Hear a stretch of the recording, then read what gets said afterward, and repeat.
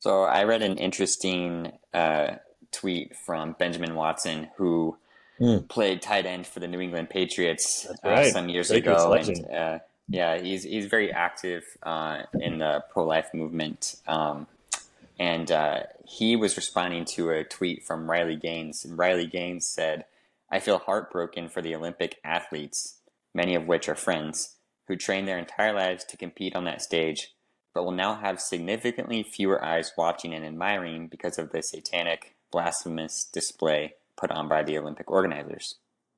And Benjamin Watson responds, says, "Don't be heartbroken. Be supportive of your friends and fellow Americans who train their entire lives and deserve our support. We can simultaneously critique the host country and the Olympic Committee while at the same time celebrating the athletic accomplishments we will witness over the next month or so."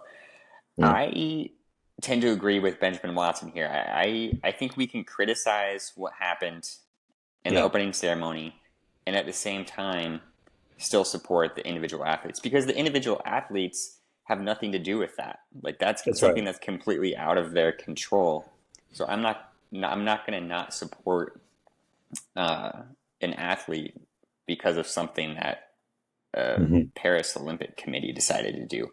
And Yeah, so I just think that, like, the Olympics are such a good time for us to come around together as a country, whatever country you're living in, that to use it as a way to just continue to divide is just not yeah, not. But at the same time, I respect, people have their consciences, yep, and if yeah, they feel absolutely. super passionate about not supporting it, Yep, then like that's fair as well. But yeah, it's yeah, I don't totally know what fair. your thoughts are. Yeah, I agree with that. If you want to stop watching it, more power to you. I mean, you're well within your rights, and I understand why you feel that way.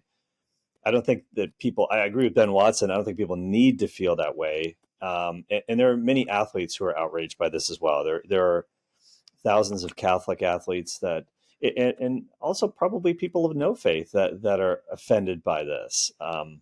Yeah, As the author Philip Jenkins, who isn't even a Catholic, wrote years ago in a book called "The New Anti-Catholicism: The Last Acceptable Prejudice."